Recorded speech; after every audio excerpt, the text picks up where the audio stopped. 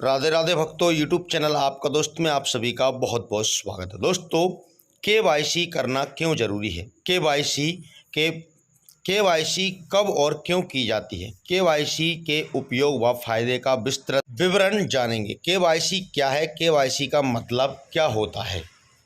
दोस्तों, केवाईसी मानदंड एक ऐसी प्रक्रिया है जिसके द्वारा बैंकों को अपने ग्राहकों की पहचान के बारे में जानकारी मिलती है। भारतीय रिजर्व बैंक ने 2002 में सभी बैंकों के लिए केवाईसी मानदंड पेश किए थे और तब से लेकर अब तक इसमें कई तरह के बदलाव देखने को मिले हैं। इसलिए केवाईसी के बारे में अबाउट केवाईसी इन हिंदी में विभिन्न बैंकिंग व प्रतिस्पर्धी परीक्षा में पूछा जाता है। केवाईसी दस्तावेज, KYC process, KYC benefits, KYC requirements, KYC policy, e KYC और केवाईसी पंजीकरण के साथ साथ केवाईसी नॉर्म्स के बारे में जानने के लिए लास्ट तक वीडियो में बने रहिएगा।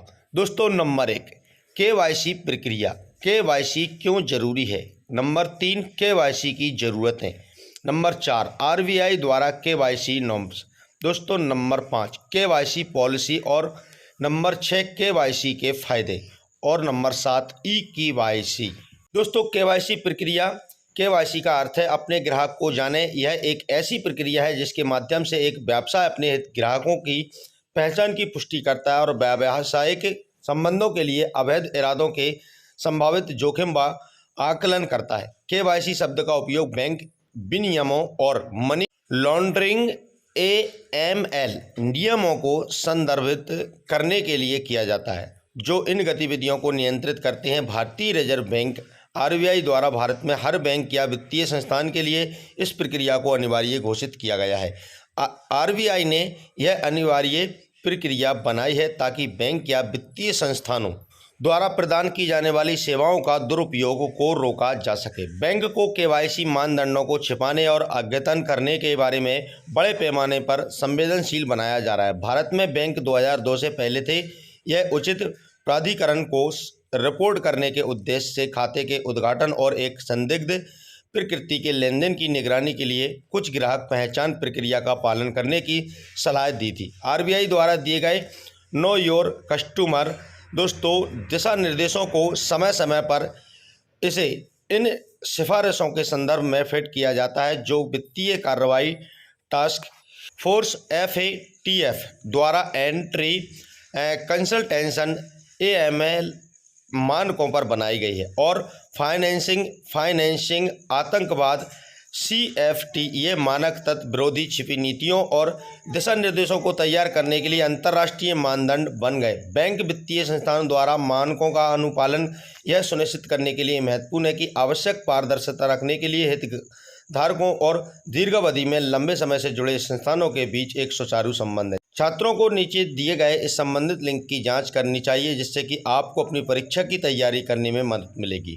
दोस्तों, केवाईसी क्यों जरूरी है? केवाईसी मानदंडों का उद्देश्य और बैंक और अंतिम संस्थानों के लिए अपने ग्राहकों को जानना और समझना आसान बनाना है। केवाईसी मानदंडों के कार्यान्वयन को उद्देश्य मनी लॉन्ड्रिंग या अपने आपराधिक गतिविधियों के लिए जानबूझकर या अनजाने में बैंकों को इस्तेमाल होने से रोकना है। अपने ग्राहक मानदंडों को जानने के मुख्य उद्देश्य हैं मनी लॉन्ड्रिंग बंद करना, आतंकवाद, वित्त पोषण पर लगाम, ग्राहकों को समझना और भविष्य के जोखिमों से बचना। केवाईसी की जरूरत है। फोटोग्राफ के साथ एक पहचान पत्र और एक पते का प्रमाण आमतौर पर केवाईसी के प्रमुख दस्तावेज हैं जिसका उपयोग बचत बैंक खाते, म्यूचुअल फंड, बीमा आदि के समय किसी की पहचान स्थापित करने के लिए किया जाता है। सरकार द्वारा 6 दस्तावेजों को आधिकारिक रूप से वैध दस्तावेज का दर्जा दिया गया है जो निम्नलिखित हैं। दोस्तों, पासपोर्ट, ड्राइविंग लाइसेंस, मतदाता पहचान पत्र, पैन कार्ड, आधार कार्ड, नरेगा जॉब कार्ड। यदि आपके द्वारा पहचान पत्र के रूप में प्रस्तुत किए गए दस्तावेज में पते का विवरण नहीं है तो आपको एक और आधिकारिक रूप से मान्य दस्तावेज प्रस्तुत करना होगा जिसमें आपका पता विवरण हो। RBI द्वारा केवाईसी नॉर्म्स। प्रत्येक नए बैंक खाते के लिए केवाईसी मानदंडों को लागू करना RBI द्वारा वर्ष 2002 में अनिवार्य किया गया था जो 1 जुलाई 2005 से लागू हुआ। मनी लॉन्ड्रिंग को प्रतिबंधित करने और आतंकवादी वित्त पोषण को रोकने के उद्देश्य से आपके ग्राहक मानदंडों को अनिवार्य किया गया। 2002 में जब केवाईसी दिशा निर्देश पेश किए गए थे तो उनका उचित क्रियान्वयन संभव नहीं था। अपने लक्ष्य तक पहुंचने के लिए RBI ने बैंक से मौजूदा बैंक खातों के लिए भी कुछ उपाय अपनाने को कहा। इसमें से कुछ हैं। सार्वजनिक नोटिस राष्ट्रीय समाचार पत्रों में प्रकाशित किए गए थे। दोस्तों, आंचलिक ग्राहकों के लिए पहचान अनिवार्य की गई थी। जो ग्राहक मानदंडों का पालन नहीं करते थे उन्हें व्यक्तिगत नोटिस भेजा गया था। उचित प्रलेखन सुनिश्चित करने के लिए समाचार पत्रों में भी उस विशेष दिन से 7 दिनों के भीतर एक अंतिम नोटिस दिया गया था। आरबीआई द्वारा बैंक विनियम अधिनियम 1949 धारा 35A के माध्यम से मनी लॉन्ड्रिंग को रोकथाम रिकॉर्ड्स का रख रखाव के लिए किया गया था। नियम 2005 के माध्यम से आपके ग्राहक के बारे में दिशा निर्देश जारी किए गए थे कि यदि बैंक द्वारा किसी भी प्रकार के केवाईसी मानदंडों का उल्लंघन होता है तो यह बैंक विनियम अधिनियम 1949 के तहत दंड के अधीन होगा। केवाईसी पॉलिसी बैंकों के लिए सबसे हालिया आरबीआई दिशा निर्देशों के अनुसार अपने ग्राहक की नीतियों को जानना चाहिए, जिसमें निम्नलिखित 4 प्रमुख तत्व शामिल हैं। दोस्तों, ए, ग्राहक स्वीकृति नीति। ग्राहकों को जोखिम श्रेणियों उच्च, मध्यम, निम्न में वर्गीकृत करना। नंबर 2, ग्राहक पहचान प्रक्रिया। स्वतंत्र विश्वसनीय स्रोत डेटा के माध्यम से ग्राहक की पहचान सत्यापित करें। नंबर 3, लेन देन की निगरानी। ग्राहकों की जोखिम श्रेणी के आधार पर लेन देन की निगरानी। नंबर 4, दोस्तों, जोखिम प्रबंधन।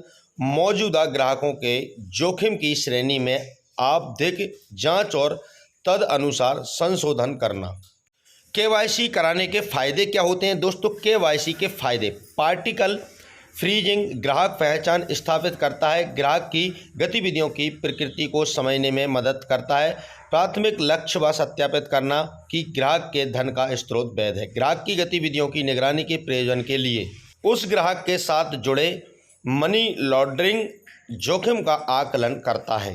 अवैध धन और लेन देन के कारण धोखाधड़ी और नुकसान से सुरक्षा प्रदान करता है। E KYC.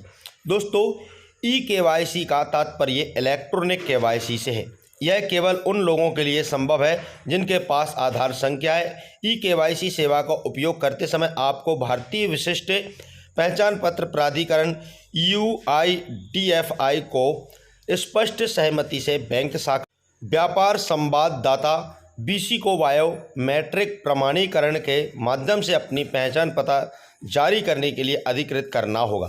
प्राधिकरण प्राप्त करने के बाद UIDAI आपके डेटा को आपके नाम, आयु, लिंग और फोटोग्राफ सहित इलेक्ट्रॉनिक रूप से बैंक में स्थानांतरित करता है। दोस्तों, ई केवाईसी प्रक्रिया के माध्यम से प्रदान की गई जानकारी को आधिकारिक और तौर पर वैध दस्तावेज के रूप में PML, धन शोधन विवरण, निवारण और दोस्तों नियमों के तहत व्यवहार करने की अनुमति है और केवाईसी सत्यापन के लिए एक वैध प्रक्रिया के रूप में कार्य करती है।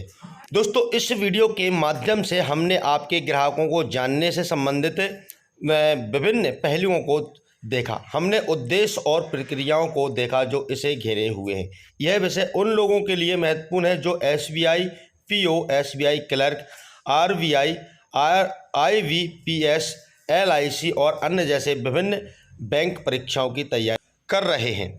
तो दोस्तों, आपको यह वीडियो कैसा लगा? अगर आपको ये वीडियो पसंद आया हो तो वीडियो को दिल से लाइक कीजिए, अपने दोस्तों के साथ शेयर करना बिल्कुल न भूलिए और दोस्तों अपने सुझाव कमेंट बॉक्स में ज़रूर दीजिए। वीडियो देखने के लिए आपका बहुत बहुत धन्यवाद।